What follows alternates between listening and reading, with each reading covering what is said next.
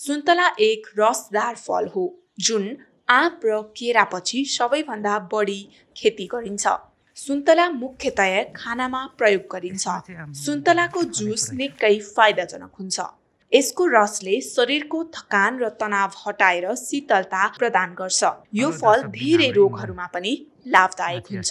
यसको रस प्रयोग गरेर जाम र जेली बनाइन्छ। सुन्तला सुक्खा हावापानीमा पनि हुने भएकोले यसको बिरुवा हुर्काउन धेरै पानी आवश्यक पर्दैन र फलफुल पाक्नको लागि तातो चाहिन्छ। सुन्तला खेतीको लागि उपयुक्त भूमि र हावापानीको छनौट। सुन्तला खेती गर्दा जमिन जलमग्न हुनु हुँदैन। सुन्तलाको बोटले हल्का दोमट माटोमा राम्रो उत्पादन दिन्छ।